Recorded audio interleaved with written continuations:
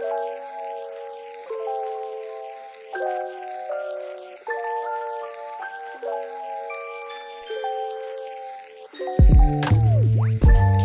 and welcome to the Smart Beauty Podcast. I'm your host, Viola Levy, beauty journalist and founder of copy-led branding agency, Smart Beauty Creative.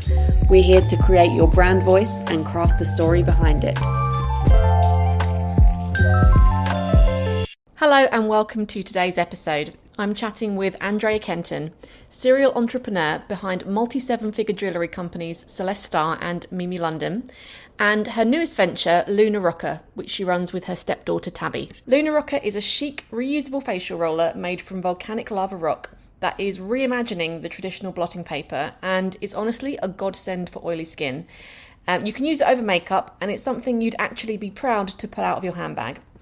In this episode, we dive into what it really takes to launch multiple businesses whilst juggling a blended family of 7, the power of manifestation and self-worth, navigating the beauty industry as an outsider, and why Andraya believes authenticity tops playing the game every time. And as a special treat, Andraya has very kindly offered Smart Beauty listeners an exclusive 20% discount across all 3 of her brands. I'll share the code at the end of the episode. Hope you enjoy our chat. So Andraya, thank you so much for joining me today. So from our chat when we first met, I get the impression that you've always been very entrepreneurial. Would you say that's the case? Or do you think was there a specific moment where you thought, okay, right now I'm going to build a business, or in your case, several? Well, firstly, thank you so much for having me. I'm really looking forward to chatting with you today. Being an entrepreneur is something that's been in my blood, I think, since I was a really young girl. Both my parents are entrepreneurs, and they really set me up in life to have the understanding that working for yourself can be really rewarding and give you a lot of the freedom and flexibility that I'm always seeking. They left out the bit about you actually have no weekends and you're actually working almost the whole lifestyle, isn't it? Yeah. I think as far as launching my own business, I realized very young that I'm pretty unemployable. So I needed to create kind of the businesses that worked for me. And with that, I've been able to really throw myself into things I'm really passionate about. And it doesn't feel like work when it's something that you really enjoy doing. So I think entrepreneur life is the only life for me. I'd like to touch a bit more on the sort of jewellery brands before we get into the beauty. I'm really fascinated by your positioning, because I imagine that with being sort of a mid-tier price point in an industry like jewellery, that can't be sort of the easiest market to crack, because one thinks of jewellery, one thinks of that kind of really high-end premium price point. So what was the what was the strategy behind that? Well, I have to be completely honest. There was no strategy. When I started, I went into it completely blind. In my early career, I was a fashion stylist and a buyer, and found my way over to London. And I saw an opportunity. And I think at the time when I actually launched meme.london, which is like 13 years ago, there was a little bit of a gap in the market. There was kind of Topshop, which we all loved. And then, like you said, there was that higher end tier where you're investing more into gold or diamond pieces. And I really wanted to create something that was fun, that was still great quality, that you could wear for years, but you could also invest in a piece that could really elevate an outfit. And I went into it having no idea what I was doing, and really, really learned along the way. Instagram also was birthed during this time. So there was the first chance, I think, as a new brand to really reach out to, influencers where they were kind of bloggers, but not influencers as we know them today, but reach out to other, really cool women that I admired their style, that were cool. And I've always believed in gifting without expectation. So we did a lot of gifting, which we still do now. And we could reach out to editors directly before I could afford to invest in PR. And I did a lot of that. And we kind of slowly were able to grow a real following and have a lot of return customers. And I launched Celeste Star just before COVID. And again, there was a little twist of fate and a bit of luck that went into that, because everybody in the world was home. Yes, you had a captive audience, right? Yeah, so anyone I was gifting was receiving the goods and wanted to share. So I'm so grateful to all the women over the years that have so kindly shared and shouted about the brand, and that's been really a big part of our growth. Mm. And then moving over into the beauty category with Luna Rock, I mean, was there much kind of crossover, or do you sort of see them as, are they two completely different beasts, would you say? I think it's twofold. So again, I've gone into this totally blind and not realizing how big of a beast beauty really is. But there's so much crossover. We've Mm. had so it's all of every one of my customers. I think every woman is a Luna Rocca customer. So there is so much synergy, and we're able to do a lot of kind of cross promotion, amongst the two. And I've been able to learn so much about women and their habits over the years through the jewelry side of the business. And I really think that there is so much crossover. And if you are providing something that works or makes people feel good, I think that you're in the same kind of category. And I believe that with jewelry and beauty Mm. uh, is the case. Because you think with beauty, you think sort of people immediately go to, oh, well, I'm going to launch a makeup range or I'm going to go into fragrance. Because a lot of sort of entrepreneurial women like yourself who don't have a beauty background are now sort of venturing into that kind of fragrance space. What made you decide to settle on the more functional category, like with because obviously the oil blotting papers have been around for a while, but you wanted to create something a bit more sort of chic and elevated, as I understand it. What made you decide, okay, that's the category I want to go into? It was really just about the discovery of the product. Mm. I came across this product while I was traveling in Asia, and it works and it's amazing. And it was a no-brainer to me. I had one in my bag. I'd pull it out. People are like, what is that? How does this work? What are you using? And I knew that there was a way to make it in a much more sustainable way. So we were, from the very beginning, the pillar of sustainability was at the forefront. We went through so many iterations to make sure that we could use all recycled materials for everything. And I love the idea that it's a single product source from the earth. It's a rock. It's a Mm. natural piece of lava rock. And it wasn't for me about building this big beauty empire, but it was about bringing a beauty tool that I feel like is missing from the market, that I want to use, Mm. that I know, my stepdaughter Tubby, who's my partner, that she and her friends want to use, and that my mom and her friends want to use. So Mm. it was less about building a brand and birthing this product to life, and whatever comes from here is anyone's guess. I also don't have a plan for that. I just really wanted to bring this to market. And to the uninitiated, I guess you could call it a wellness tool because it's all about kind of facial massage and the lymphatic drainage. And the brilliant thing about it is you can use it again and again. You just wash it. Is that correct? And then it's, good to go. You don't have to kind of replace the rollerball. Uh, Yeah, so it's the size of kind of a chunky lipstick. The lid comes off, and there's a mm, ball, which is just made of lava rock. It's naturally antibacterial. You roll it on your face. You can use it over and over again because of the antibacterial properties. I like to wash mine because I use it a lot. So I wash it at night when I brush my teeth, and you just rinse it with a gentle cleanser, pop it on the side to dry, and it goes back in. So again, the sustainability compared to the blotting papers, which are all single use, mm. is really, at the forefront. Definitely. And I love the fact that your makeup doesn't get messed up when you use it because that's a huge concern Yeah, with products like that. we've been really having the most incredible feedback from makeup artists in film and TV that are loving it for the actors in between Mm. takes, where they're obviously going to be oily, and you're able to just take away all the sweat and keep the glow. Any of the shine is just removed, but you're not adding the makeup on top of it over and over again. And we've had just again today, we've had just makeup artists are going crazy that want to use it, and it's amazing for brides as well that just want to have Yes. that touch up without piling on. And like I have it in my bag all the time, and it's Mm. it's nice, I think, in the era of kind of clean beauty and like natural, like leaning into great skin rather than trying to cover up. um Exactly. And I love that you've partnered with your stepdaughter. Because I interviewed recently Margot and Roxy behind the brand I Am. And it was really interesting chatting to them about that dynamic and how it works when you're building a brand together. I mean, what's been your experience working with your stepdaughter? I feel just so lucky. Tabby's an incredible human. She's one of my favorite people on earth. We've been really fortunate to build such an incredible relationship. I met her dad when she was 12. And so I really got to see her grow up into this amazing young woman. And I couldn't think of a better partner to have. She understands all the tech and social media and TikTok stuff in a way that I will never be able to.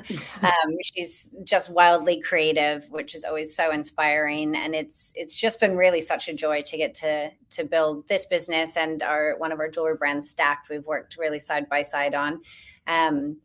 And yeah, I couldn't think of any. I've had different partners in different businesses, and I've been very fortunate to always have great relationships with my partners, but it's a lot of fun. I'm sure if you ask her the same question, she may have a different outlook because I'm always on when it comes to work, as we touched on with being an entrepreneur.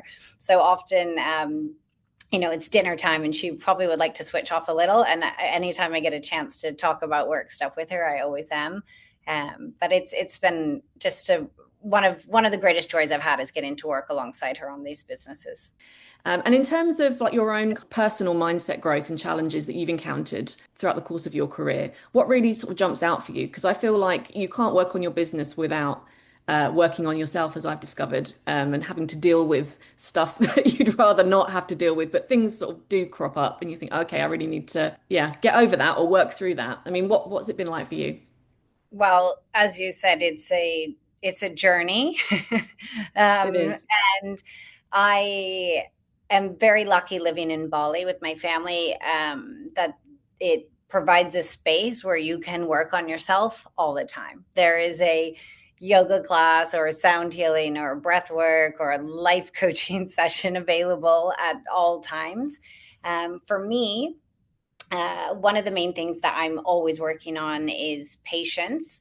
I find like I move really quickly, so I expect people around me to also move quickly. So I'm constantly working on that. And I also have a new mantra that it's like this is happening for me, not to me. So when things are all piling on, I'm often asking myself, what is the lesson? What is the lesson? And if you look for it, often you'll find it. Sometimes it takes weeks or years later. But through running the businesses, like for example, we had a Celeste Star pop-up at Bista Village. Every single thing that could have gone wrong went wrong in the world. There were like, the petrol strikes. I don't know if you remember in the UK. Oh, yes, I remember. Couldn't get petrol, and so people weren't driving, and there was like COVID resurged, and travel kind of stopped, so you weren't getting the influx of guests at Bista from all over the world. I think the sheikh in the Middle East had passed away, so there was a period of mourning, so there were no travelers from the Middle East. It was just kind of the perfect storm of like lack of footfall and no opportunity to recoup the costs. I also didn't read the contracts properly. Big lesson learned there. And it was just such a stressful time. And I swore I would never have a brick and mortar store again. And actually the lesson in that, now I have 3 successful stores. We're looking at opening several more here in the near future in different places in the world. I learned so much about managing stores and stock and, like the inventory flow and the systems that need to be put in place. So that 3-month expensive lesson was actually a cheap lesson that's in a position now where I have a much better understanding of the retail space. Have you always cultivated like a healthy spiritual life? Has that always been a big part of who you are? Yeah, it always has in different forms. But it's really, really important to me. My belief in self, love of self, time to meditate, belief that any dreams I have are already mine in a future timeline. I just have to take the aligned action to get there. So yeah, it's a really big part of my life, and it's something that gives me a lot of peace. And I think people are talking more about how businesses should have a spiritual component to them. I mean, is that something that you believe in strongly, that all businesses should have that kind of spiritual aspect underpinning everything? Well, I think if it feels in alignment for you and you lead with that, it's genuine, then it will benefit you. However, I would have to say I actually held back from sharing a lot of my spiritual ideas or belief within my business so as not to offend anyone. And I was always really mindful about not being too spiritual or too woo woo with a lot of my jewelry designs. And I think it's just such a part of who I am now that it's unavoidable. And I've just kind of anchored that into my businesses, and the right people will find me. And if it's not for someone else, of course, I always want to be respectful to everyone. But if it's not for them, then they'll find another business that feels more in alignment for them to support. Yes, I mean, I think you have to be authentic to who you are and your own kind of personal outlook on life, isn't it? Is that not the case, do you think? Yeah. And I think I just separated it. But I think Mm. as you grow, and I'm sure you've had the similar experiences, the older you get, the more you have to just be 100% authentic and Yeah. true to who you are. Otherwise, it doesn't serve anyone. And do you think that successful brands, there needs to be that element of being disruptive in terms of like sort of standing out and being different? I mean, how far do you think people can go with that? And do you think that's necessary? I think that there's a benefit to being different, of course, but whatever the product is, it has to work, because you can Mm. have like a big splash and spend millions of dollars on marketing and create a buzz, whether it's real or manufactured. But once someone buys a product, if it breaks, or it doesn't, it doesn't last, or it doesn't work, it doesn't do what it says it does on the tin, you're not going to buy it again. I'm sure, you must have been in contact with so many beauty brands that look beautiful, the packaging's stunning, and then you don't like the texture, or it doesn't sit right on Yeah. your skin, or Yeah. whatever. So I think, yeah, being disruptive and coming up with amazing marketing ideas is great. Also exhausting. I think we're in an age where there's so much that's needed from you. And I just had a call with TikTok the other day, and they were talking about having like 20 different videos a week. And I was like, it's so That's much, this crazy. constant churn of Mm. content. And sometimes I think it's okay. Maybe the difference can be to step back from that, and just be, as you just mentioned, super authentic, and really share quality over quantity. That's the thing with social media, like you mentioned. I think it can be just so overwhelming, and it's constantly changing. And with things like the algorithms and consumer kind of attention spans. I mean, what's your approach when it comes to things like that? So I have a really great young team that Tubby manages, that really kind of lead the charge with a lot of Mm. our content creation. And we have, meetings monthly to kind of go over and make sure that everything's still in the tone that really resonates with me. But to be honest, I don't understand all of it. I can't spend like 7 hours a day scrolling on social media, because I'm busy, like you, raising kids and running around and trying to balance it all. So I think the better answer to that is I'm learning how to really dictate or assign tasks to the right people that are really good at what they're doing, and I try to Mm. focus on what I'm good at. Is it still the number one priority though, as a brand? Is it still kind of like social media is king, and that's our kind of main marketing focus, would you say? Well, I think our number one priority is customer satisfaction. So I Mm. really still believe that word of mouth is your most powerful tool. And when you really work to cultivate relationships with all of your consumers, they're going to spread the word more than any viral video ever will. So that really is first and foremost. But of course, the way to reach new customers is absolutely through social media and activations. We do a lot of in-person community events. And I think that's really helped us to also grow. Yeah, I mean, you don't strike me as somebody that has imposter syndrome, but that might not be the case. I mean, what is your what's your relationship with it? I mean, a lot of people say that that's sort of an issue, and would you say that that's something that you've ever encountered, or does that ever crop up where you're kind of, what am I doing here? 100%. I think with age, it's much less. I feel very much Yes, in my power now, you're and so I have right. earned my experience, and my knowledge is all been earned. For sure, in my 20s and 30s, I was absolutely in rooms, at tables, on panels, and I would think, oh my gosh, what am I doing here? Mm. Everybody's kind of figure out that I don't know what I'm talking about.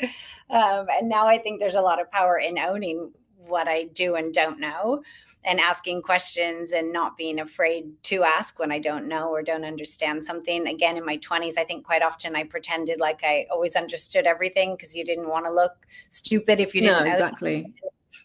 Actually, Exactly. that's the silly thing to do, because we all start somewhere.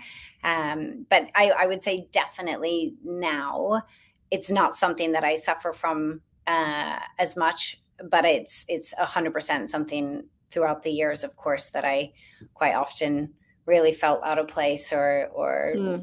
was I enough? Did I belong there? And now I know I've earned my seat at the table, and I'm quite happy to sit within that. Yeah, I can definitely relate to that. Somebody like who is in their 40s, you just get bored of it after a while. Like you've wasted enough time worrying about what people think. Are you going to carry on just wasting time and with this nonsense? I mean, I have this quite stern, critical voice, but just like, just get over yourself. Just carry on and Yeah. do it. I love the quote, something about what other people think about you is none of your business. Mm. Like, people, let them, let them talk, let them think, and just it's none of you. Just stay in your own lane and focus on what you're doing, and you'll always come out on top, I think. And you've had sort of great relationships with celebrities who have like worn your jewelry and stuff. When it comes to cultivating relationships in business, it's an interesting one because I've been reading a book called Rich Relationships by Selena Sue, all about this and about how it's important to kind of seek out people that you think might be in a position to to elevate you and you can elevate them. But I think sometimes, especially women in the entrepreneurial field, we feel a bit guilty that we don't want it to feel too transactional, whereas I don't feel like men have these hang-ups. What's your approach when it comes, or your advice when it comes to kind of cultivating those kind of relationships and networking and things like that?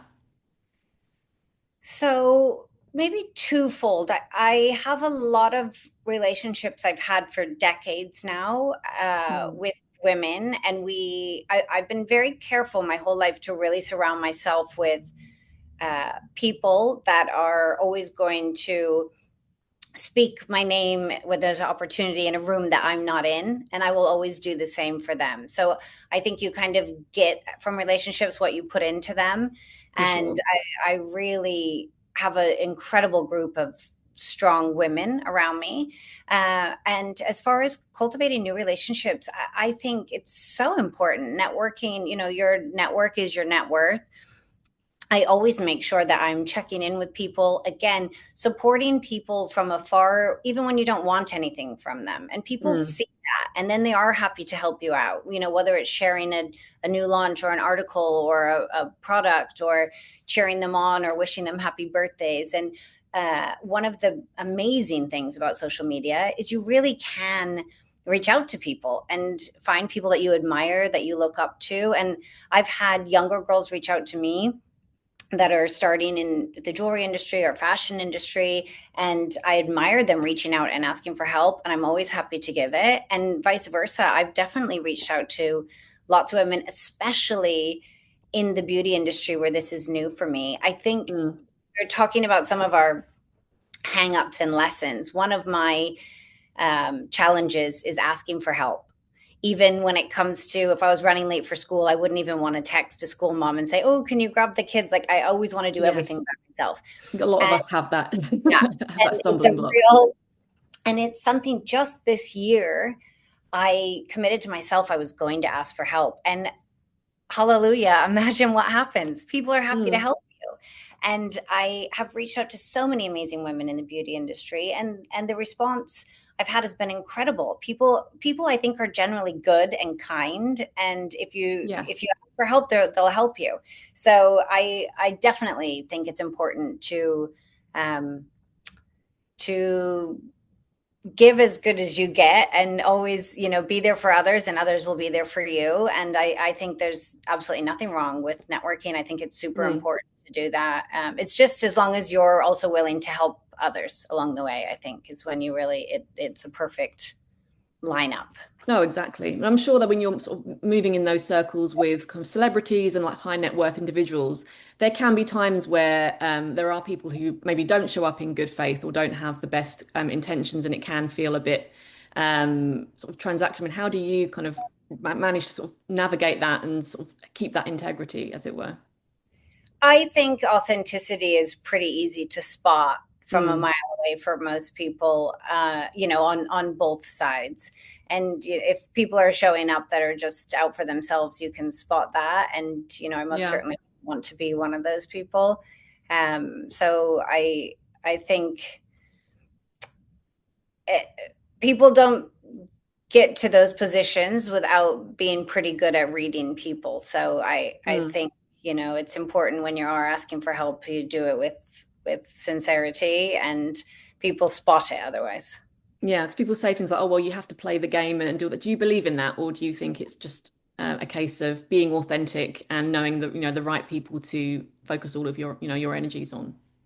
Yeah, I think I don't think you can ever lose in any area of life when you're fully authentic. And some people are brilliant at playing the game, and they Mm. can rise, so quickly because of it. But it's not often that they can stay at the top Yeah, if yeah. they got there in a disingenuous way.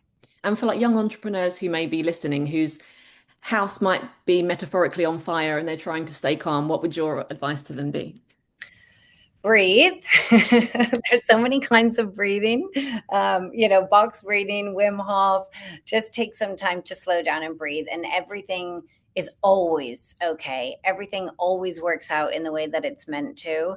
Unfortunately, we do have to go through the lows to get to the really highs. But if you really believe in what you're doing, stick with it. And it's usually just on the other side of the steepest hill where Mm. you find your sweet spot, and everything will then go into divine flow.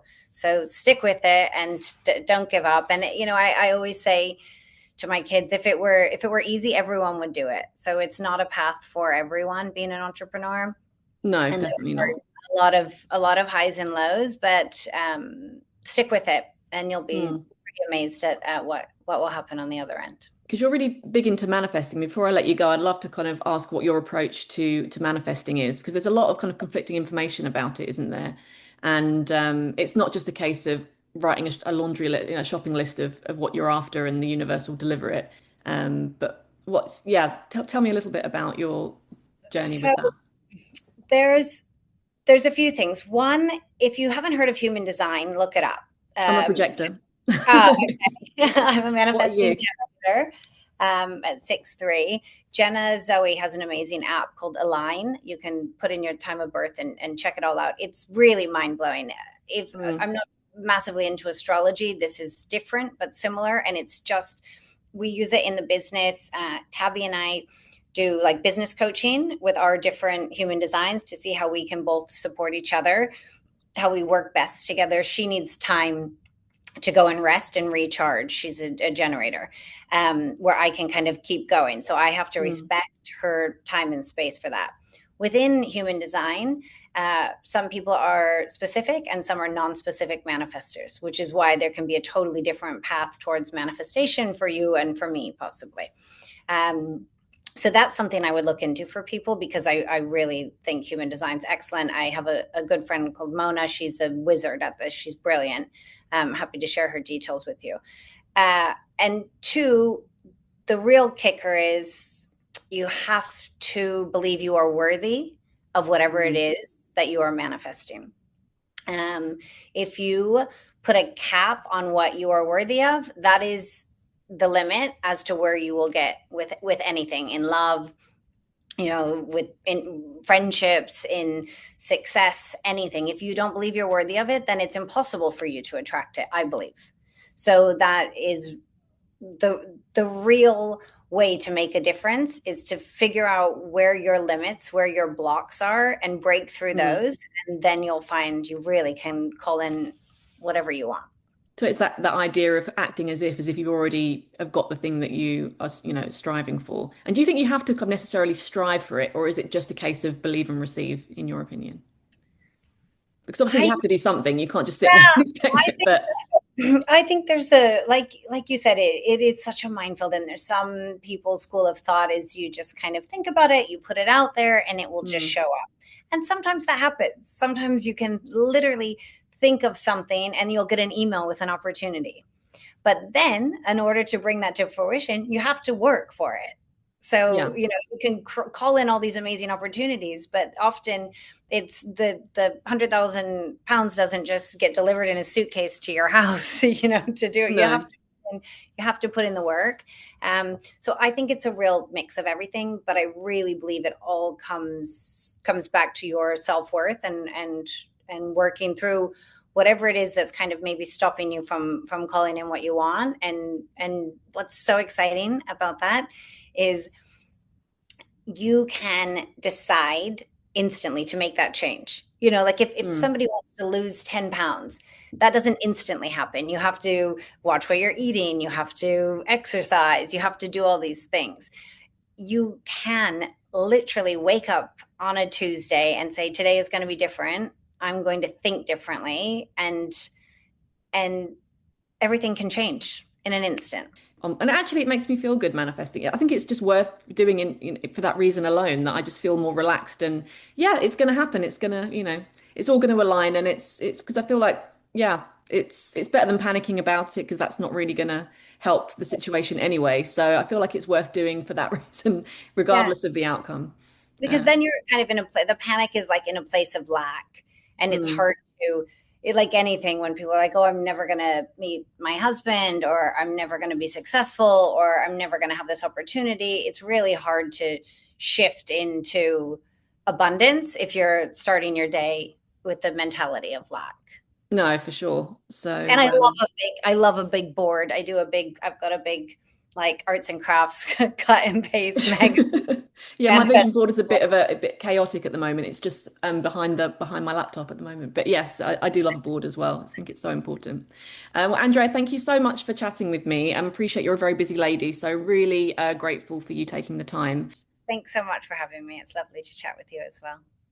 Don't forget, Andraya has generously offered Smart Beauty listeners 20% off Luna Rocker, Celestar and meme.london. Use code SmartBeauty20 at checkout. Links to all three brands are in the show notes. Thanks so much for listening, and I'll see you next time.